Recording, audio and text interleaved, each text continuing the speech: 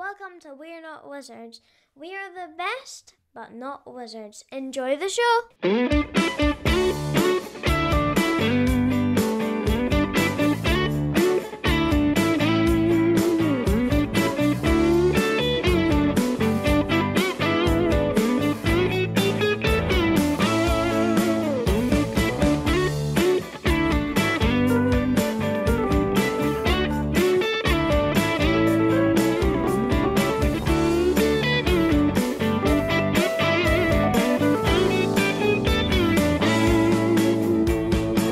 Because they're a bit combative, they're a bit punchy, they're a bit kicky, they're a bit fighty.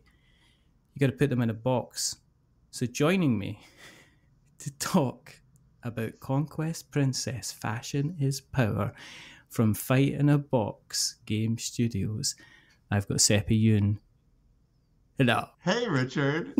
That has to be the most dynamic internal visualization I've ever had during a warm-up to an interview. Like, you took me on a full journey. It was like going to the zoo and we ended up at the penguins, I think, kind of thing.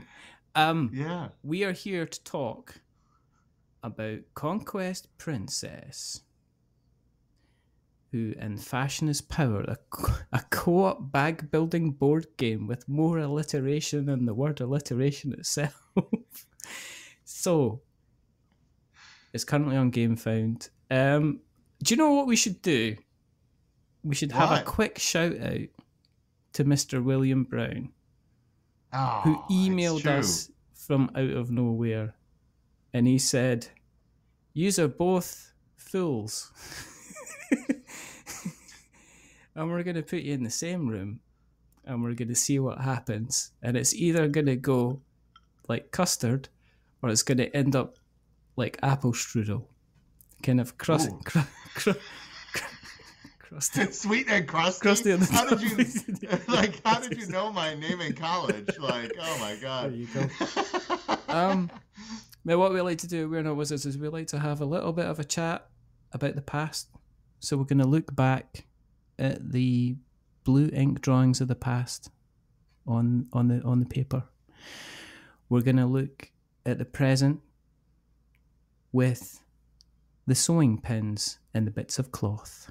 And then we're going to look into the future at the fully fashionable, furry, furnished fashion outfits of Conquest Princess. I'm going to start at the beginning. Okay. Let's start at the beginning. Let's start at the very, it's a very good place to start. When you were growing up, were you a creative person, or were you somebody that discovered you were a creative person? Because there are some people that when they're 4 years old are drawing stick figures that are literally looking like they're kind of like, you know, statues of David. And then there's people like me who are literally drawing 4-armed people with 13 fingers and a nose halfway up their head. But then, later on in life, they discover how to mix all these things around and actually make them look like proper things. What kind of person were you? I liked drawing in the lines, I think. I think my creativity showed itself in a vivid, like, internal journey. Mm-hmm. Like, I was that kid you could leave alone for countless hours. Mm-hmm.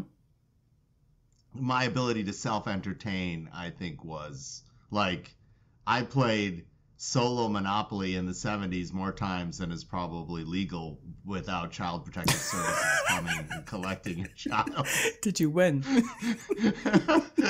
No, I lost a lot. Like, you know, I'm playing 4 different people in this game, and of course I lose more times than I win. Like, yeah. But see, when you're playing like a game by yourself, because sometimes, right, okay, you have something in the review land which is called double handing. Okay. And what that means is... I've experienced that a couple times in my life. What that means is when you're learning... Stop it. When you're learning a game, okay? Stop it. When you're learning, behave. when you're learning the game, okay, you'll set up kind of like 2 players. Because there's no point in just doing a solo mode, because the solo mode is always a different experience from actually when... And then it allows you to learn the game, it allows you to see the possibilities of the hands and stuff like that. But then, but then you can end up in the situation as you turn into like some kind of Jekyll and Hyde thing, where you're going to feel like, okay, I'm just going to play this card here, and then I'm going to do this and get these resources. It's like, are you going to play this card here? Don't. So when you're playing Monopoly, did you have like the 4 parts of the compass kind of like, East is really evil?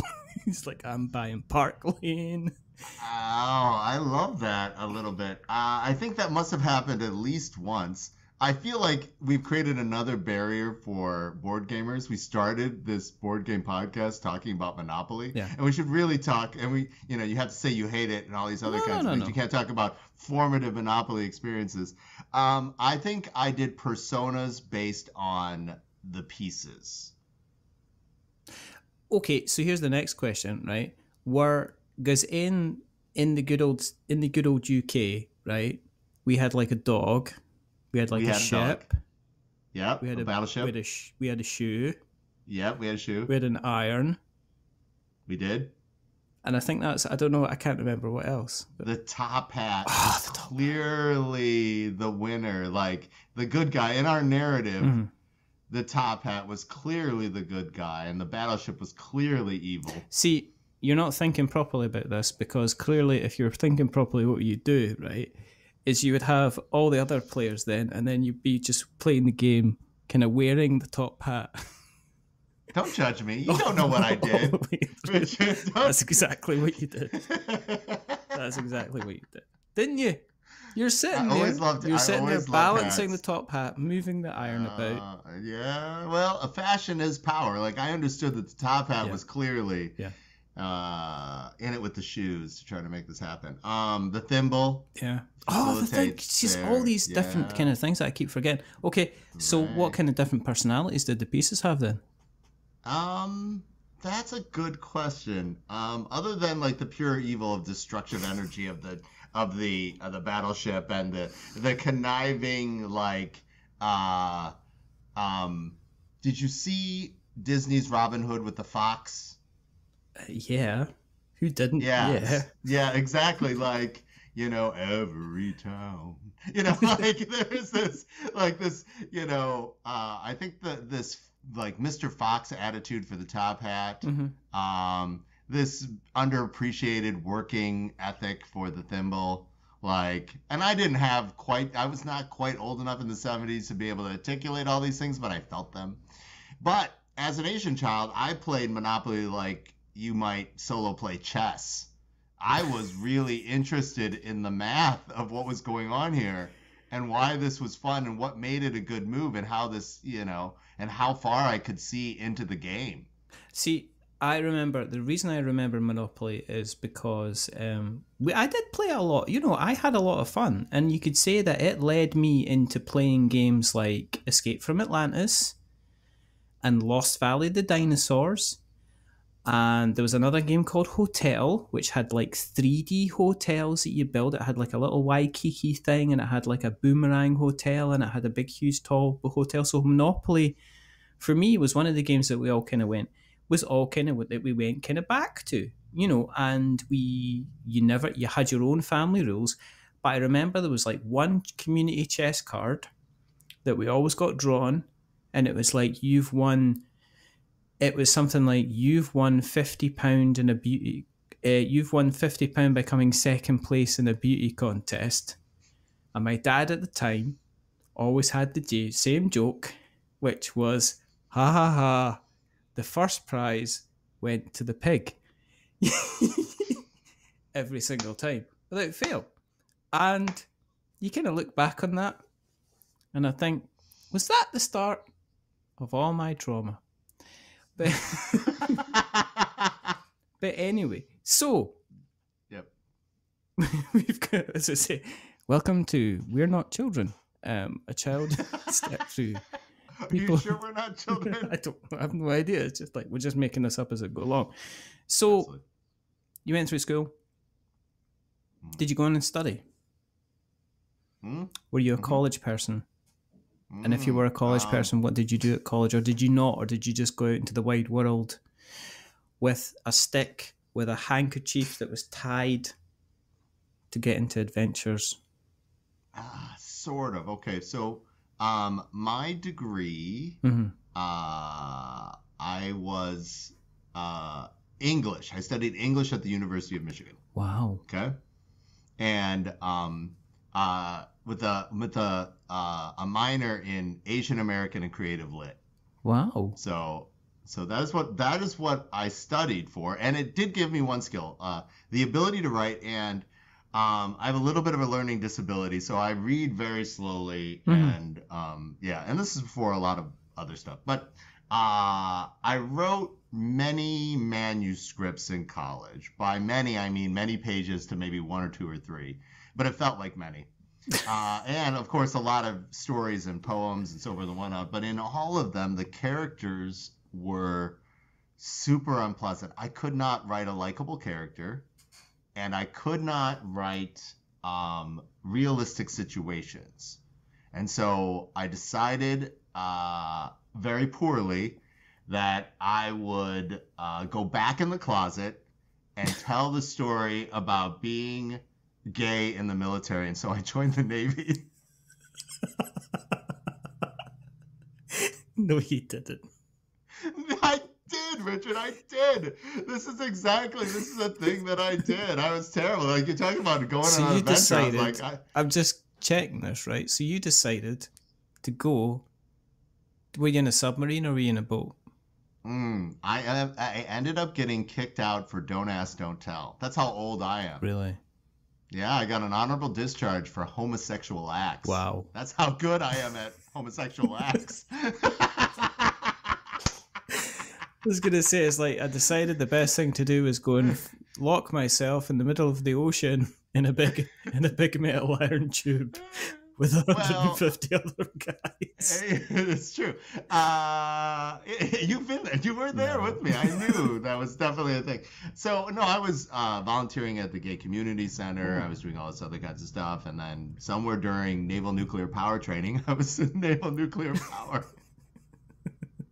I got my plumber's license. I do have my plumber's license. So after I got my plumber's license and I'm going to prototype, that's when you're going to get to play with a nuclear reactor. I looked at myself and said, can I do better? After being in the Navy and doing some naval gazing. Some naval gazing. Can I do better? Yeah. I had joined it not only because of this. I had actually joined the Navy during Don't Ask, Don't Tell secretly for my ex-boyfriend. Right. And that's a terrible reason to go into. You the Navy, went into service to chase after somebody, and you're saying to me, right, that you spent ages trying to write a decent manuscript. Yeah.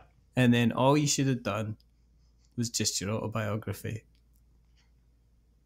No one wants to read that trash. Number one, Richard, they would not believe it, right? Number two, I'm old now. I'm like really old now. And so who knows how many Big Fish stories are in this? Like, this is how I remember it because I've retold it, but who knows? It could change. It could change. Are Richard, you near 50? Are you near 50 yet? Richard, you can see me. I went to Star Wars in the theater. I taught myself and played Monopoly solo in the 70s. Right. Guess how old I am? Like, seriously. So, Asian people, if you don't know, look like I do from when they're 10 until, at a certain age, and then they go full avocado. And I'm about 2 weeks. Like, I can feel the overripeness. I am about 2 weeks from going full avocado. You're just going to wake up and you're going to have like a really long kind of like wispy beard and mustache kind of thing. I'm going to get, you know what's going to happen is see with that one sentence, just me saying that, I'm going to be all over Twitter. Racist host of We're Not Wizards confirmed with that one sentence. I'm gonna be first in line with my pitchfork and my torch. I'm going to look forward to finally getting cancelled and everybody going, you know what? If you listen, you can take certain words from his podcasts And if you mix them together, he has some real unsafe. I'm really worried. You know what? That's what. See, when you've recorded like almost 500 episodes. Wow. Don't, because it's like, do you know what it was? The judge said, right, okay, you can either go to jail again, or you can do these podcasts. Yeah, community service. I didn't realize that if I'd actually done jail time, I would have been out quicker, because it's been 7 years. But you know, when you've done that kind of level of podcasting, literally, it's like my bank keeps on contacting me and saying, we want to do voice recognition technology so that you can just phone us up, and rather than say your kind of username and account number and stuff like that, you can just start talking and we'll recognize your voice. And I'm like, are you having a giraffe? There's no way.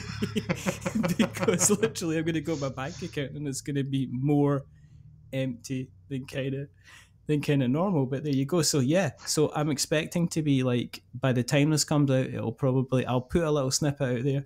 Do you know, it'll be like, was it, you get those people in his most racist interview yet, and just let them all well, you know what it's like, because people are like, kind of like, they'll go out for the pitchforks before they even check the kind of the facts nowadays. I mean, that's kind of how it kind of works. So you left the Navy. Now we're back. Now we're back in the room. We're back in the room. Dropping back into the story. So, because there's no point in me, because if you don't stop me, I just keep going. I'm like the Duracell. I'm like the Duracell Everlast bunny. We're having a good time. We are having a ball. But I'm trying to get the connection between salty water and dry cardboard. So so you jump out the Navy. Yeah, no. So you wanted like go on an adventure. Well, this story. is. I feel tanned.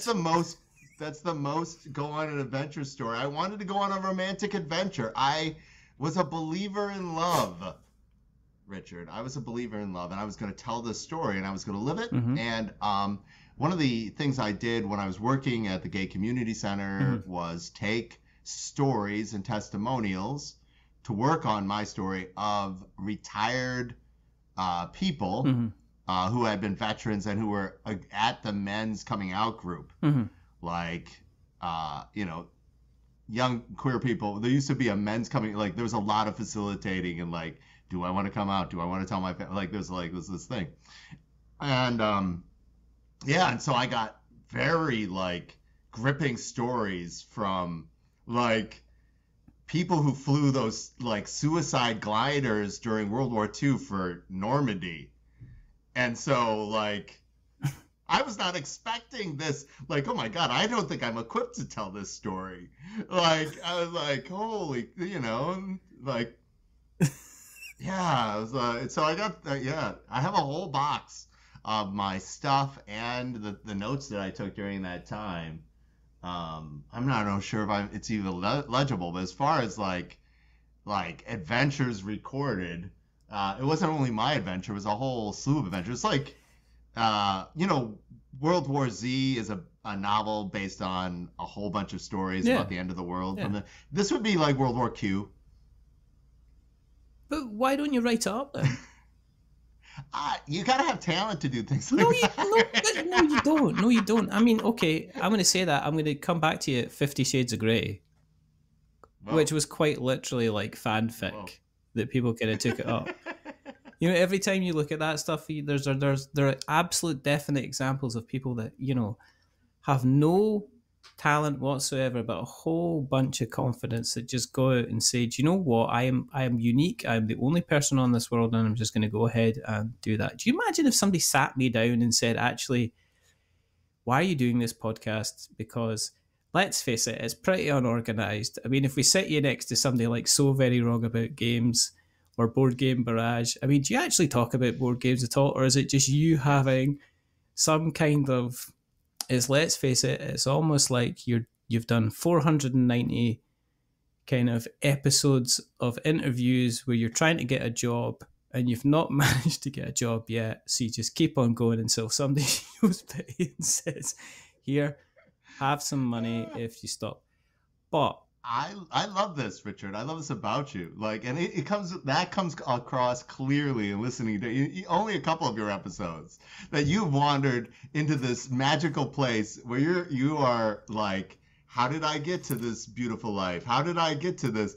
I do not work, but I'll take your advice. If it wasn't probably already an adult film, I will go and write 50 Shades of Gay. But no, or just write up these, write up this thing, write up the, write up all these I've got all these manuscripts sitting in a box. I'm not going to do anything with it. Right, but you still haven't answered the question, which is how you've talked about paper. Can we talk about cardboard? Can we talk about cardboard? So after I got out of the service, because they kicked me out, I came to the Minnesota to help publish books.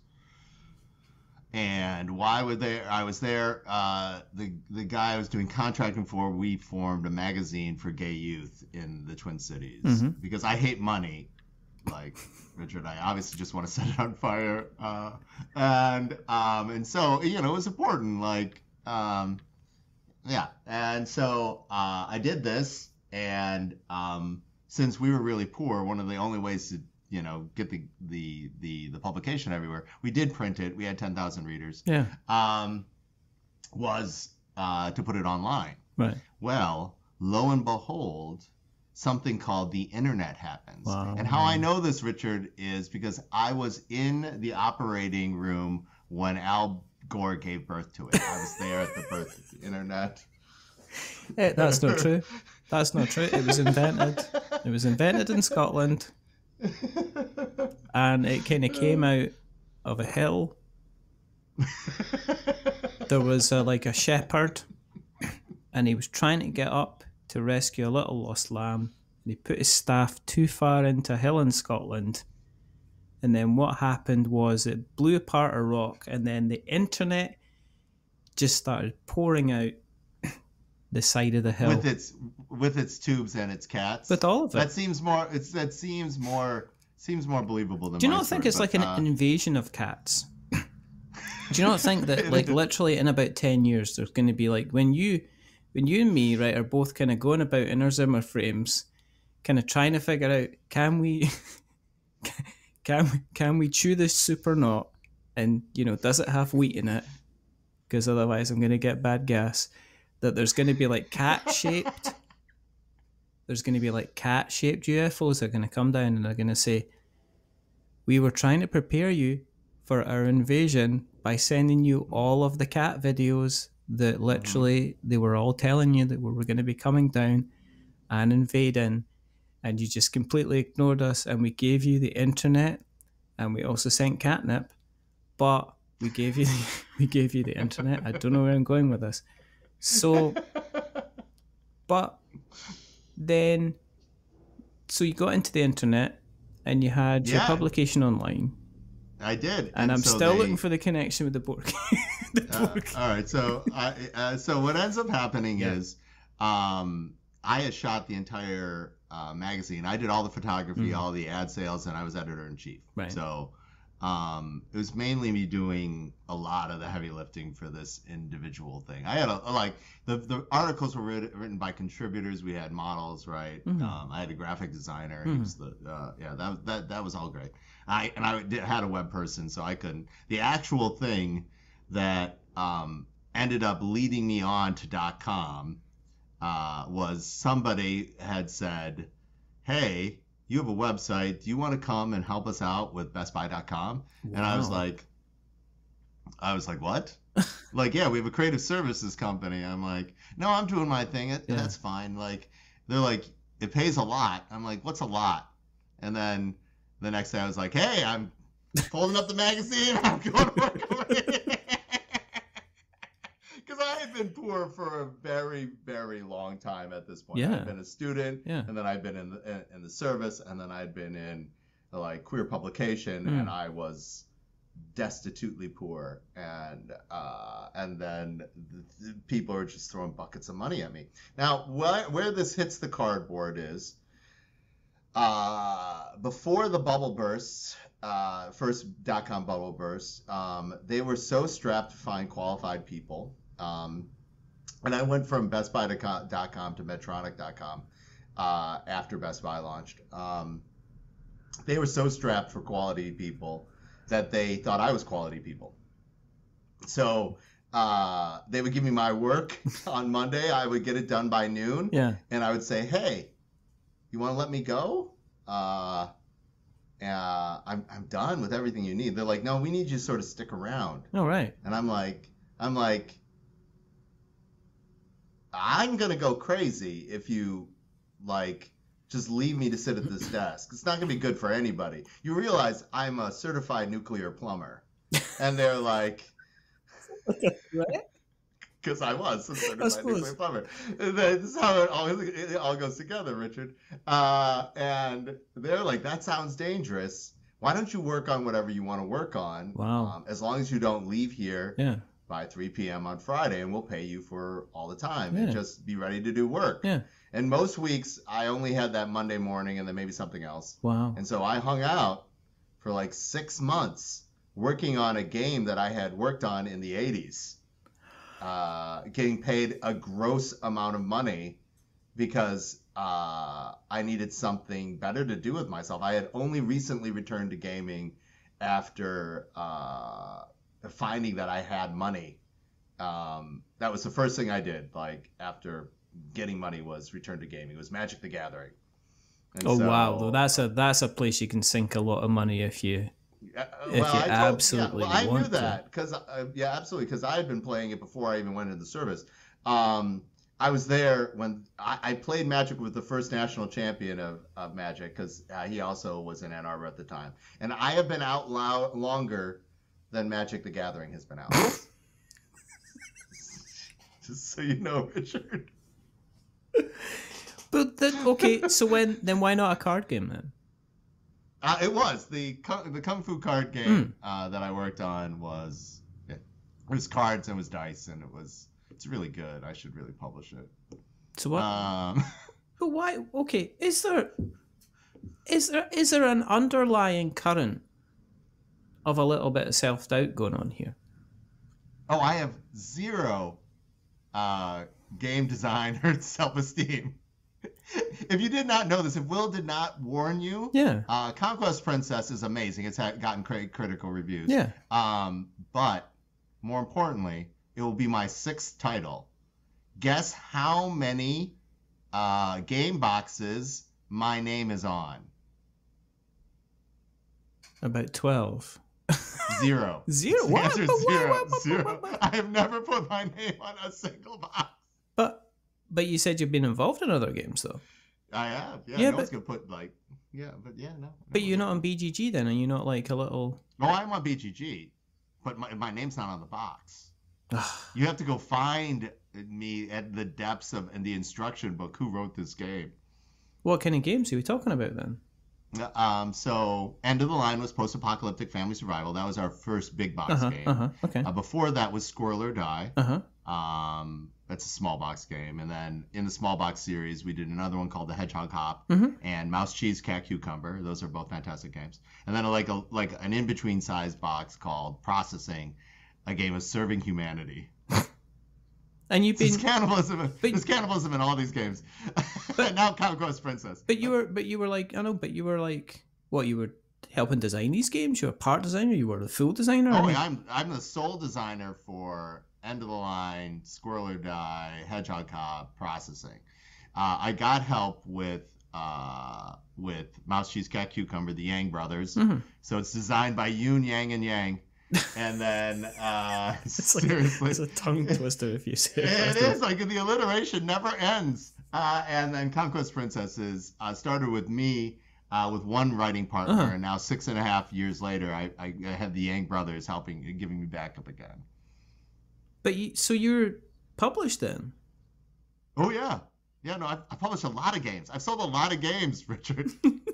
But why aren't you putting your name on the box then? I mean, what is that? You asked, like, low is a game designer self-esteem. I came from a weird place where I always wanted people to be excited about the games and the brand, and I was not very excited about them being excited about me. Like, I did not like when I was publishing a queer magazine, like the notoriety it gave me in my sub community. I did not like everybody like creating. You can, but everybody else creating fantasy adventures that I was going on that weren't true. Yeah.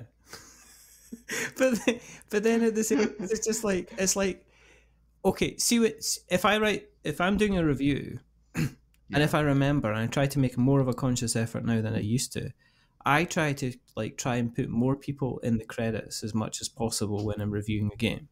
Because I don't think the game is just the designer. There's a designer, there's a developer there, you know, there's a graphical designer, there's the artist. You know, if somebody mentions it, I try to kind of put them in the review and I name them, because I think these people can sometimes be as important to getting the game on the shelf. And sometimes I do it and sometimes I forget. And sometimes, you know what I notice is that there's some games out there where they don't put the names of the people that were involved and they don't always put them visible on the box. Then you've seen my games. You know, I'm just like, who did this game? I just have no idea. Yeah, that's a common, like, Fight in a Box. The answer is Fight in a Box. I always wanted people to recognize the logo. It's only in recent history, trying, like, this is our 10th year of Fight in a Box, Richard. It's only recent history that we put me front and center to sell the games. I've always been that at the conventions, but I never wanted to do it for media. But everybody said, you have to do this now. I'm confused. What? I'm confused. I'm a pile of confusion. Why? Because there's certain people that you kind of get... I would expect you to kind of be out there kind of like telling people, look, here's our game, this is what we do, this is how we do it, and this is, you know... You can't. Well, I love a demo. I love a game demo because it's a structured thing. Yeah. Like, I understand what I'm supposed to do. I understand what you're supposed to do. I know what I'm supposed to deliver onto you. Yeah.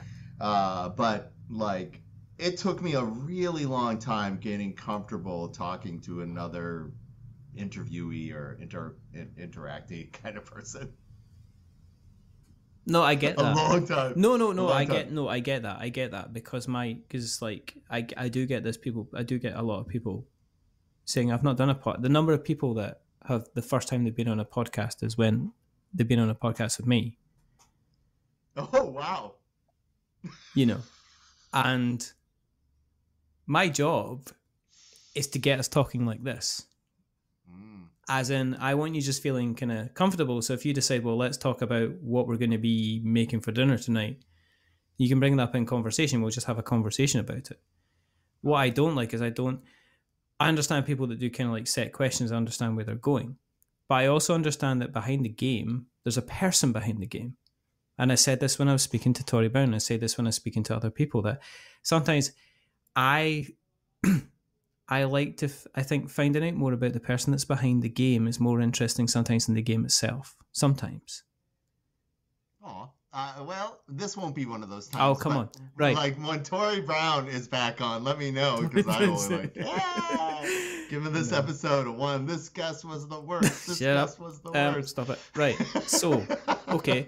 So if that's the case then, so why do you bring something as kind of colourful and loud and ambitious and out there as Conquest Princess Fashion is Power? Because all the other stuff you named seems to be fun, entertaining, but it still seems to be quite kind of subdued-ish. And then did you just decide to go and say, this is where we're going with this? So where did the idea for Conquest Princess come from? Conquest Princess, I started 6.5 years ago, and the first version of the game was a Mean Girl set collection area control game. That sounds so fetch. It was really fun, but you had to be like so old to appreciate that game and be willing to stay there for the punchline. Have you ever seen A Boy and His Dog or read the book? Probably I have, but I'm very old and don't necessarily remember everything that's happened in my life. It's young Don Johnson with a telepathic dog living through the post-apocalypse. Is that the one where they get to the end of the film and like it turns out that they've like the dog talks, but it sounds like they've actually eaten the girl at the end of the Yes! film? Yes. It's kind Oh my gosh. it's Richard, kind of yes! alluded to the fact that they Yes! capture them, and then No, they kind like, of decide after that the- you've got to. They say like you've got to help us kind of like repopulate the planet. So they Yeah, end and up instead- kind of like the dog ends up helping kind of feeding the guy, and then they kind of free the girl at the same, and then it ends up that they're walking off into the sunset, and the dog turns round, and it's like one of these dark things that you just kind of goes in remembrance. It's like it's like almost along the lines of at least we know we can make it over this desert because we've just literally eaten the other person that we rescued, kind of thing. Exactly. So, Yeah. like, end of the line is like that, like the punchline. And the original, like, Conquest Princess isn't that sort of dark theme about how social media eats us. And, and with a thin veil of game mechanics on top of it. But it played too long for the punchline. Like, if I could have gotten that experience, what I wanted people to get in 45 minutes instead of 2.5 hours. Then it would have been a success. I even tried. Like, there's multiple. Like, this is the 9th complete rebuild of the game. Thus, now it is a co-op crisis management game that plays in 50 minutes.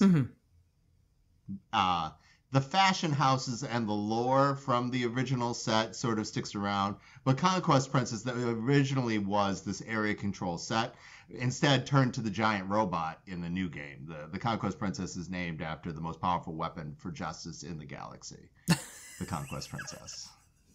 That sounds like a Samurai Pizza Cats. There was so good. There was a cartoon. It's so good. There was a cartoon.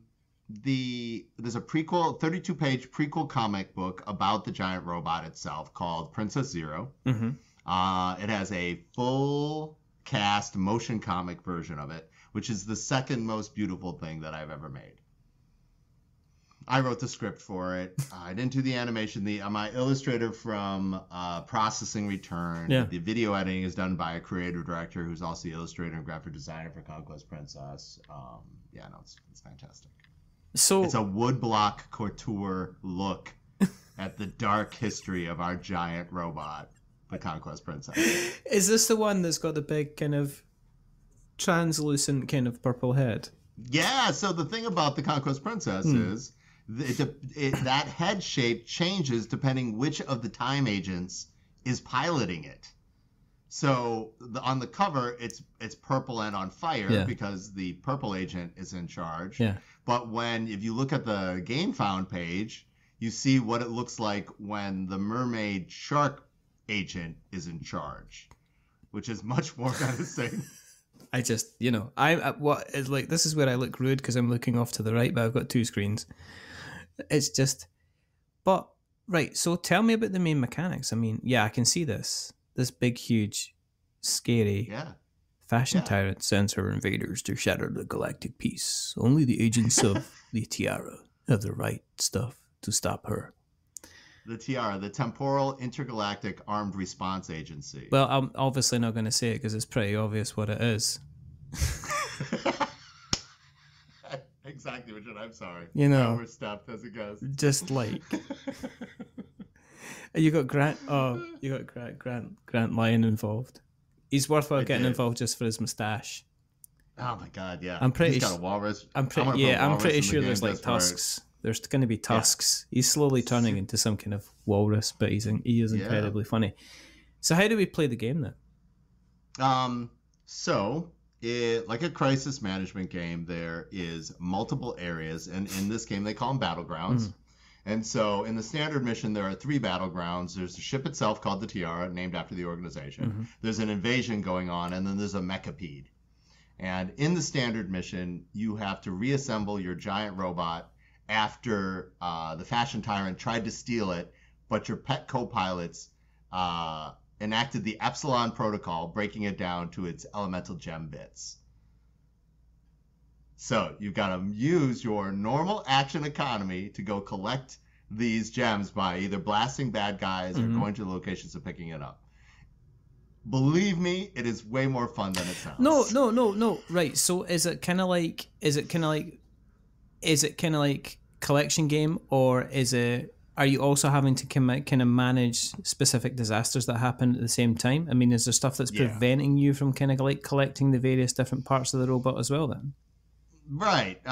Mostly, there are bad guys trying to blow up your ship. So you got to blast them and repair their ship in case it's damaged. You've got to make sure that the invaders don't land onto the planet. You've got to make sure that the mechapede does not cover the planet in semi-sentient goo. So are you basically having to travel to different parts of the game where to make sure that those different parts kind of don't happen? Is that kind of what it is? Yeah, there's a little bit. There's like the battlegrounds, the two battlegrounds to either side are basically 5x5 grids with monsters and giant monsters that you've got to navigate through. The rubber hits the road with this game in two ways. It's not only the individual character action economy and then how it works with the fashion items, but it's a bag builder. And you share the bag. It's called the Bag of Destiny. So, Richard, when you want to shoot something, you pull a tile from the Bag of Destiny, and if it's a hit, it goes out. It goes onto the battleground. Right. That means it's not in the bag. Okay. And if it's a miss, it goes onto your gauntlet, your war gauntlet. Yeah. Okay. All right. So that means it's not in a bag. So you're trying to wrestle with the probability in the bag to make sure your actions and the creatures that you are destroying hit, and then you have to do various actions to try to get the the tiles off of the battlegrounds and back into the bag. Can you add other enhancements into the bag as well? Yes. So you have on the Halo, the heads up assistant logistical orbital. Halo. Of course, which is why I'm not saying what it is, because it's obvious. Yeah, there are 4 power-up tiles that you can do. Two fashion tiles, a med tile, and the Titan tile. And those all count as hits. But in the bag, you start with 15 hits, 5 misses, and 4 critical fails. Wow. So what happens if you get a critical fail then? You miss, and you take damage. Does it block off your ability to do other things as well then? So if you take a crit... No. It basically means you only have like 4 actions in a turn. It means your shooting action, you have a chance to... you took damage instead of damaging your enemy, which usually puts you behind by a lot. Now, the rubber hits the road in this game because fashion is power. Your ship, the Tiara, is going to keep you from... is going to keep you from harm, and it's going to keep the timeline in order. So if you, let's say, all your armor patches run out, Richard, and you were going to take another blast from a bad guy, that would kill you. Well, the ship steps in and alters reality, saving you so that it doesn't happen, but it burns fashion items from the power deck to do that. So you lose the game if you ever run out of power, i.e., if you ever run out of things to wear. I mean, isn't that just life? It is. Everything I write is autobiographical. If you ended up running out of things to wear. Why live? I mean, what's the point in kind of setting it aside? How easy has it been to playtest then? I mean, is something, again, do you have like a large playtesting network where you're going to get the games out, or do you have like a smaller group of people that you can rely on to be brutally honest with you? Because one of the things I notice about playtesting, right, is you either get restaurant reviewers, and I'll explain what I mean by that, or you get... Oh, I know what that is, yeah. Or you kind of get the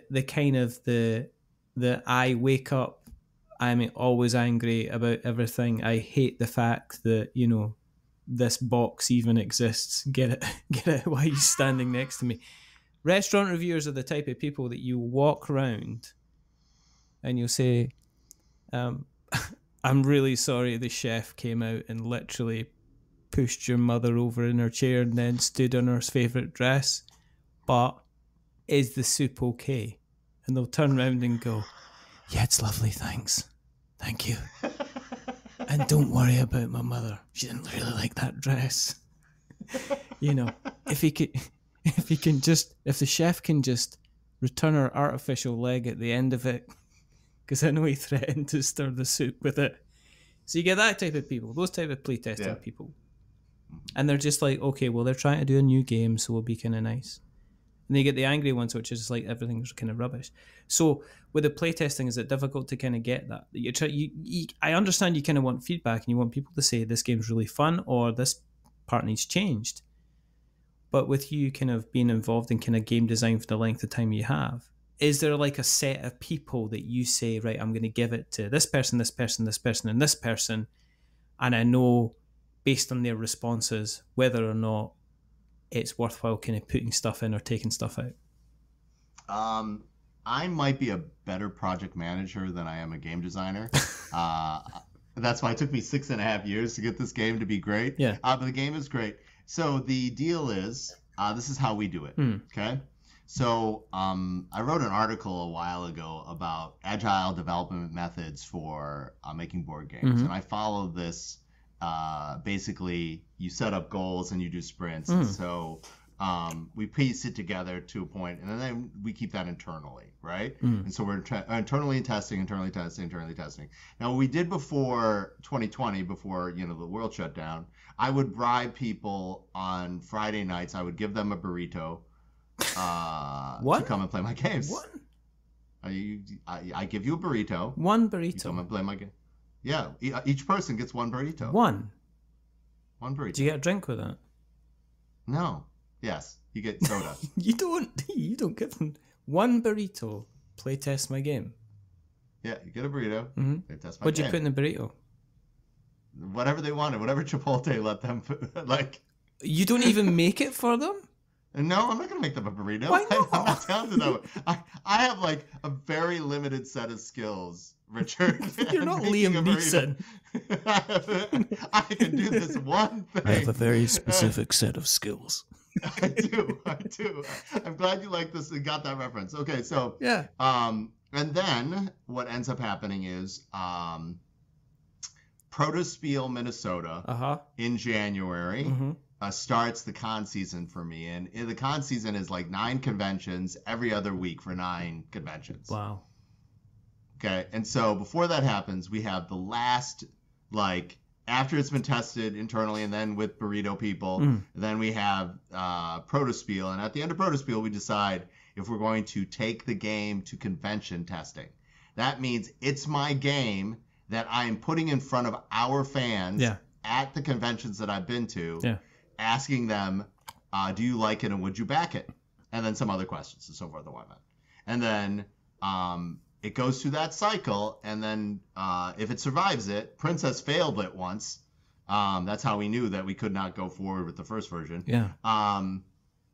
Then we bring it to crowdfunding. But you don't make the burritos. No. No, I do not make the I'm burritos. just, that's all I'm seeing at the moment. I want you to play test my game. I can't be bothered making you food. No, I can get you food. Well, that's, I don't know if this, I don't know if it's, if it's kind of the same thing. What? Okay. I make the game, Richard. The game. That's a more specific skill than the burrito. I'm just saying that you could be doing some themed food while they're playtesting that. I could get them space food? No, just like themed like astronaut stuff. ice cream? Like... Yeah. You could get like one of those, like you get dog pouches and they're silver foiled. And you could just say, there you go, here's your space food. Get like a couple of markers, draw some stars on it. They won't know any different. Yeah, play my game. And then put it in a taco kind of thing. Does that answer the question about how I get? No, so we have rigorous testing. Yeah. There's a lot of boom, boom, boom, boom, boom, boom, boom. Yeah, but I've been doing this for 10 years, and like Minneapolis is filled with industry people. Like there's a bazillion board game people from Chip Theory to Adam's Apple to Leader Games to Fantasy Flight to Wow. Z-Man. Yeah, no, there's a bazillion of us up here. So do you actually go and knock on like Chip Theory's door and say, "Hey, do you fancy something less crunchy, less crunchy to play?" Occasionally I do, but they gave me their industry champion award this year. See, this is what I don't understand. It's like you're kind of like going, "Oh, I'm quite quiet and kind of like, I don't like to kind of sing my own praises here, except for that one time in Bandcamp where I was made industry champion." I'm getting conflicting I'm Asian, Richard. I'm not okay with praise. I'm really not comfortable with compliments. No, it's not good. It's not good. It's not good. Okay, so with that kind of attitude that you have, how's it? Remember, you said yes. I'd like to point out you said you want to come on the podcast. You said yes. William kind of like was involved in it, but at the end of the day, you said yes. With that in mind, and how difficult has it been to kind of market it, to get the name? I mean, you've got the catalogue of games behind you, but obviously it's all, you keep marketing to the same people and you get diminishing returns, which is why our downloads are going to go in like a burning spitfire at the end of that film with burning spitfires. But Tom Hardy, there you go, Gallipoli. But with diminishing returns, so how do you then go out and market it? And do you have kind of, because my other thing on learning about you is that you've obviously somebody that's been involved in a niche kind of publication and getting the word out. Now, putting something like that together and getting the word out and getting eyes on that doesn't just happen by magic. It takes it takes time, it takes work, it takes attention, it takes the ability to kind of like speak to the right people, get your right anchor people, get your champions as well, who are people who are going to talk about your product even when you're not kind of asking them to. So when it comes to like Conquest Princess, how have you approached the marketing? Has it been a difficult thing to do, or is it just another one of these things that you just have to project manage and kind of get out there? It's so hard. The size of the number of gamers doubled since 2020. Okay, and those are people who self-identify as gamers. The number of games published every year creeps up every year, but we're now under more than 4,500 SKUs are added to Tabletop every year. Yeah. Okay, so what ends up happening to be the bottleneck is exactly what you're talking about. The bottleneck isn't not enough gamers to play games. The bottleneck is, how do you compete with the people who have a lot of success behind them and break the media barrier or the marketing barrier when you can't afford it? And so the answer is that there's a lot of grassroots. It's hopefully with your fandom like evangelizing for you. That's a big deal. Conventions allow you to connect one-on-one with people. Events that you would not necessarily think have gaming elements, you take advantage of, you become those gaming elements. Yeah. And so stuff like that. Okay. Yeah. Is it become the case now that you need to allocate a definite marketing budget when you're putting a game out there? Oh God, yes. Because it depends on the budget of the game. Yeah. You have to have a whole communication plan and marketing plan to go forward with any, and it's got to be serious. Yeah. This project is super ambitious because the size of box, and it takes up a whole 3x5 table. It's 4 games in one. It's it's whatever, 2 kilograms. It's heavy. Right? It's not Chip Theory heavy, but no. I mean, and the reason I'm asking the question is I remember back. I mean, I've been doing this for like seven years now, so I remember interviewing people. You seemed uncertain for a second, Richard. Well, you're like, because it's 2016, and then it's like, is this in my 8th year? Have I done 7 years already? I think I've done 7 years already, and I think I'm in my 8th. It's like I'm the type of person that walks out of a room and goes, "What was I in that room for again?" and then realize it was trousers, and I'm going to prison again. But again. But Tuesday, so frustrating. I don't have enough money for bail. But what I'm saying is, like, when I started off with this and was first interviewing the people that were doing Kickstarter, marketing was just Kickstarter itself was marketing. By having your game on Kickstarter, people are like, yeah, Kickstarter was exciting and wonderful and fine. Yeah.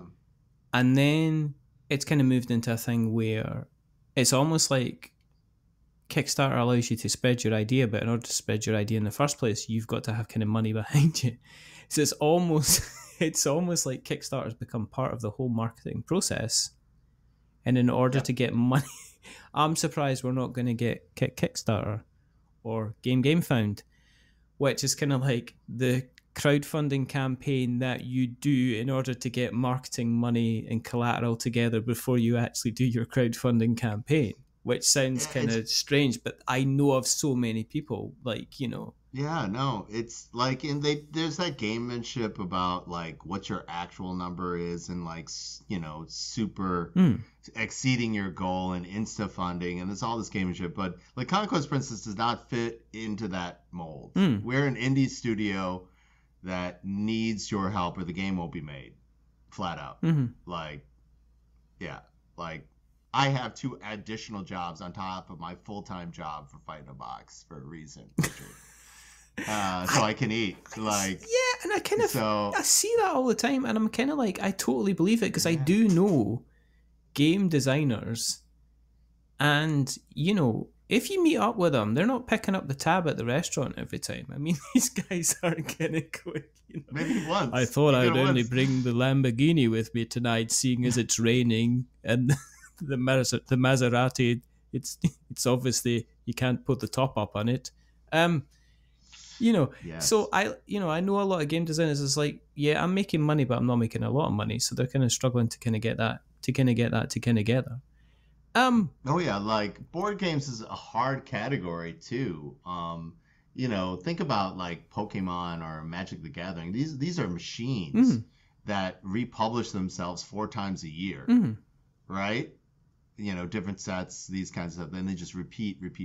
Think of like Dungeons and Dragons, like again and again, and they take so much of the intellectual share of people and their time. Yeah. And up against that, you are a little publisher saying, "Hey, do you want to try this out? I promise it's worth your time." Yeah. And sometimes people are on board, sometimes people aren't. And when they are, I am so incredibly grateful, because this person has chosen to use their most precious time that they have on the planet, the time they choose for themselves, on my game, which is pretty amazing when you think about it.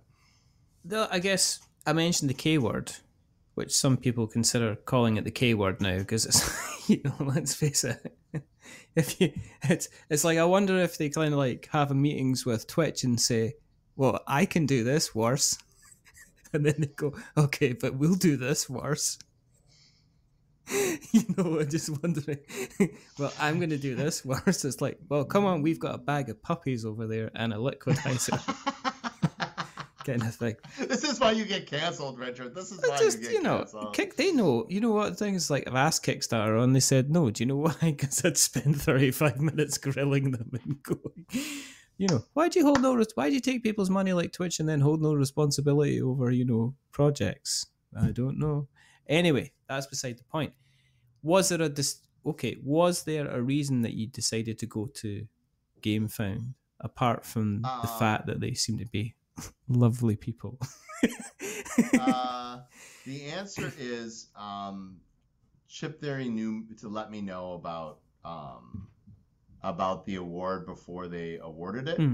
And so their audience is on GameFound, and to try to capitalize on their help, we moved to GameFound. Simple as that. Yeah. Nothing untowards. Nope. Sounds fantastic. Made myself out to be an idiot there, but it's okay. we should all get along and sit down and play games, and that's how it starts kind of person. That is, It's weird that me existing has become polarizing. It's sad. It's not nothing I ever wanted. It's one of the reasons why I stayed hidden behind the boxes for as long as I did. Which I think is a bit of a shame. What's the kind of the getting in kind of price? As for the game, for Conquest Princess? For the yeah. No, I mean for the cinema. Because I tell you what, I saw Spider-Man the other day, right, and it was about $30 for two of us to go and see it. And I was like, yeah. Wow. Ridiculous. All right, so this is $75 US. So that's literally 4 tickets to go and see Spider-Man in the UK cinema. And you will have hours and hours and hours and hours and hours and hours and hours. Is it just the one kind of pledge level, or do you have kind of like multiple kind of pledge levels that you can go for, like multiple extras and stuff like that? That's very sweet of you ask. One of the reasons that a person might want to like support this project instead of wait to retail is we are famous for our high-end extras that we only offer during the campaign or conventions and then don't ever offer to retail again, and then they run out. So you can get those. There's a lot of fun going on as well. We do have something called the Light Kit of Extravagant Opalescence, which is so the characters when they transform. Did we talk about the characters transforming, Richard? No. The character, yes, everybody deserves to have a magical girl transformation, and this is why people say this is Sailor Moon meets Star Trek. So your characters have a super level, and you collect power cubes by turning fashion into power cubes, and then when you have your sequence in your actionometer, which is your gauntlet, then you transform at the end of that round, giving you a super move, and then it's great. It's just super satisfying as far as an experience goes.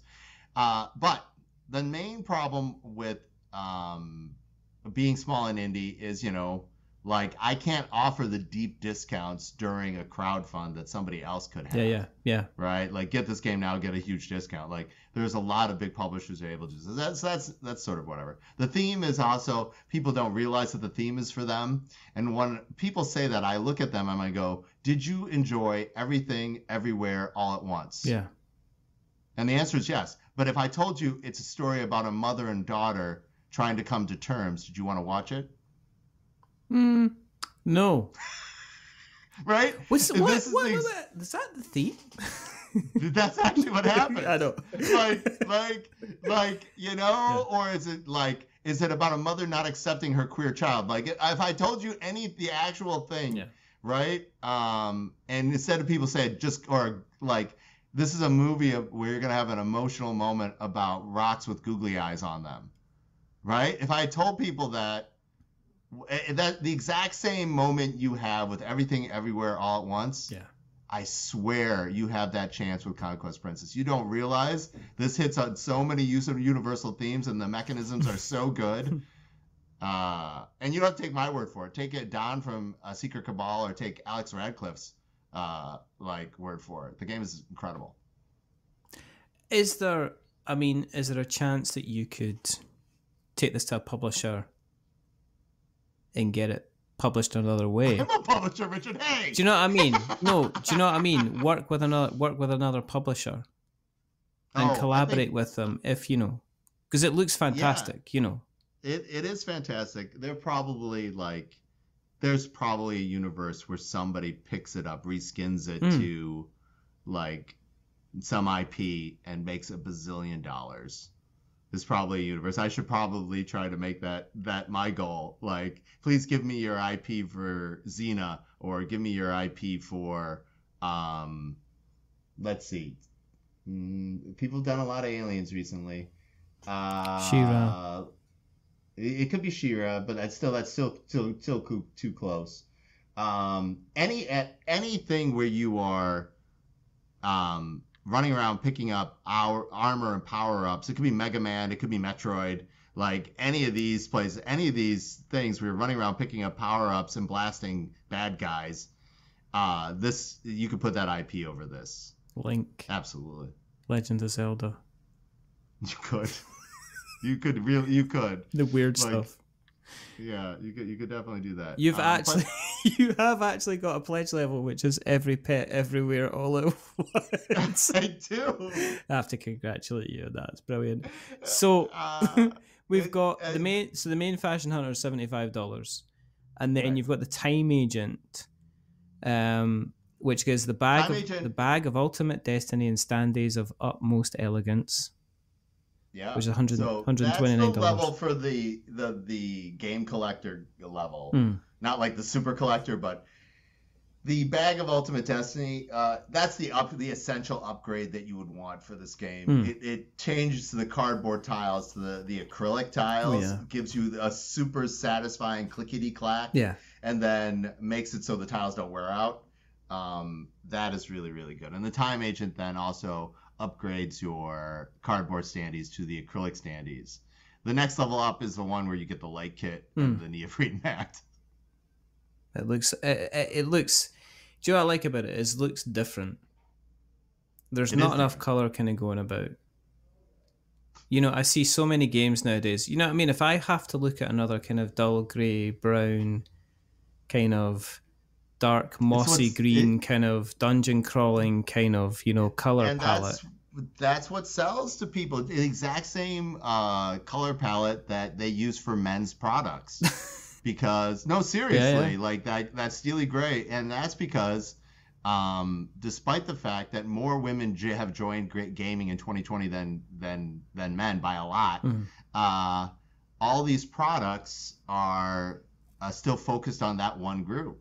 And the nature of it has to do with the math of crowd funds. If you didn't know this, there's an invisible curtain that keeps gaming content that you and I might see completely invisible from women on Meta, for example. The cost per conversion for women on the platform is 30% higher. And I can explain all the math of that reason is, but that for the algorithm check and for most, like setting your cost per click, that means that's a fail. That means you and I saw Ninja Sloss like 8,000 times in the last 6 weeks, right? But a woman said, "What the hell is Ninja Sloss?" Like I saw that every third minute. Yeah. Right. And so, and in a culture where gatekeeping is determined by how much you know, or if you knew it first. Which is bad. Don't do that stuff. I mean, there was the whole AEG thing recently, which was kind of like, and I'm not going to comment on that directly, but I will comment on something that somebody said, which was like, this is all great, but how many women do you have actually taking pictures? It's not about making pictures, but how many people do you have, actually looking at the pictures that are coming in? And I think that was kind of interesting kind of thing. We offer absolutely. Kind of anybody can pitch. It's like, but who have you got actually looking at the pictures coming in to make sure that just there's no bias. A different just as a different eye. But we'll see. I mean, we'll see how that was like I don't want to go there. I can't. It's like I should say. It's like, but you don't want to get cancelled. Well, you also don't we're having fun, and you don't want to we don't want to dampen the mood. You know what I mean? No. And we don't want to upset people when we're talking out our asses. It's a thing. And it is Wednesday. When you're not. Sorry, I added your episode on a downer, Richard. No. You're not. No. When you're relaxing, what do you want to do? What do you like to do when relaxing? Obviously, I work. You're in the board game side of things. Okay, it's like I'm going to give the most Asian answer possible. I did. I clean, actually. It's worse than that. This is the second racist comment I'm going to note down. I'm going to put timestamps in this episode, which Shame is basically here's my first casual racism comment, and here's my second casual racist comment. And I'm just going to let them put it out there. Don't do it, Richard. You're lovely. Don't let people misconstrue how lovely you are. Let them put it out there. But do you chill out at all? Is it difficult to switch off as well? I mean, because when you're kind of conditioned to kind of say like, I'm going to work my job, I'm going to do kind of like 9 to 5 and kind of stuff like that. I mean, once I finish here, I'm going to download this episode. I'm going to download the episode with it done with Kevin, and then I'm going to edit it, and then I've got... You're going to edit them together. Edit them together. I'm going to have you talking back and forward. I'm going to take my track out, and then I'm just going to edit you talking to each other, and then folk are going to say, these boys are making no sense. These boys are making no sense. And why? I love it. And why is Seppy accusing Kevin of being racist?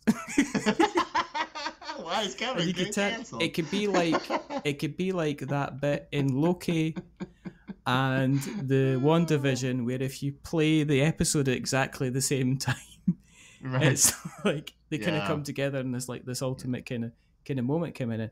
But what do you do? What do you do to relax? I mean, if board games, because for a lot of people, board games are kind of like hobbies. I'm a broken human. I've been living in fun land for so long. Like my job is to make engaging experiences, right? And so to relax, I clean and help people find jobs.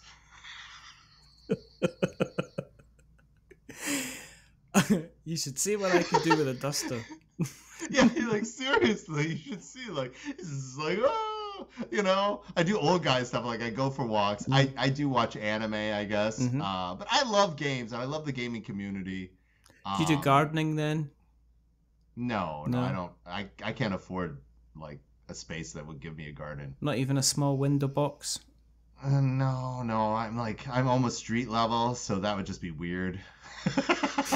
You just, well, I don't know. I think you could do that. Then you'd have people. I suppose you put it outside, and then like 5 minutes later, somebody would be off. There'd be some miscreant running down the street with a window box saying, "I'm gonna grow my own tomatoes." I've got this dark again.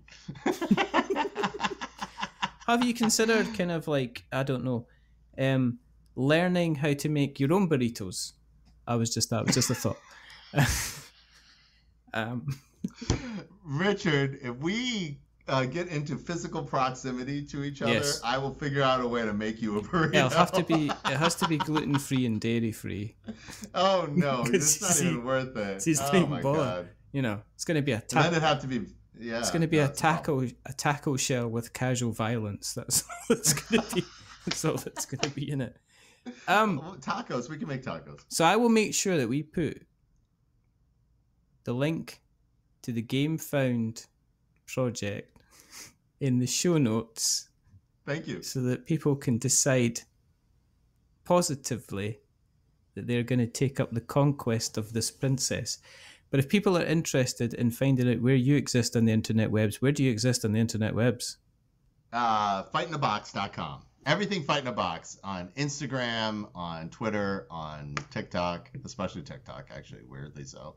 Yeah, you can find me at Fight in a Box. Awesome. Yeah. And we'll put all the links in the show notes so that we've got notes to show. If you want to keep an eye on what we're up to, go to the internet webs and search for We're Not Wizards, and you will find us in all the different exciting places. Sometimes where the camp things are, mostly where the wild things are.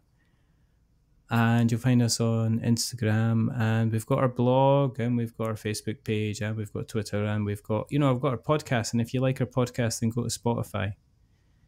And if you like us a little bit more, then consider rating us on Spotify. And if you are going to be rating us on Spotify, then don't give us 10 stars, because it makes me big-headed. And as you can see, this is like a balloon.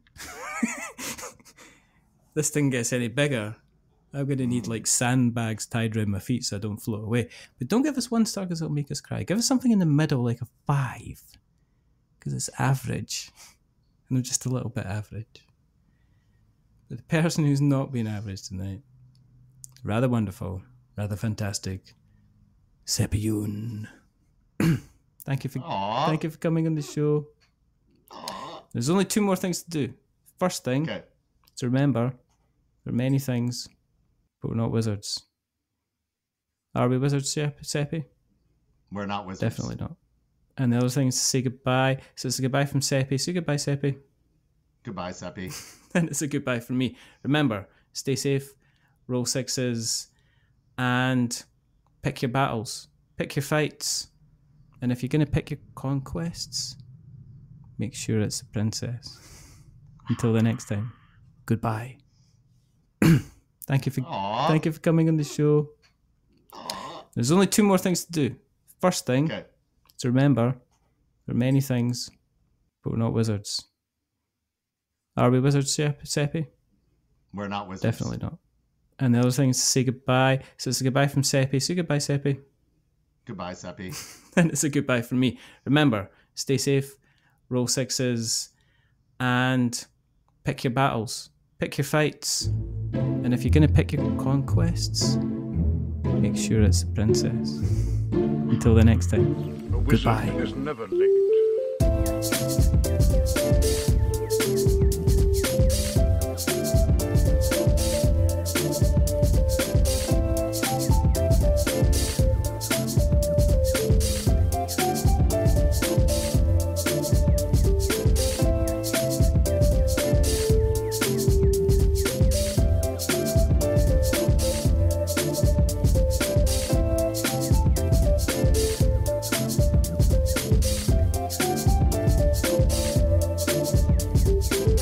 Nor is he early.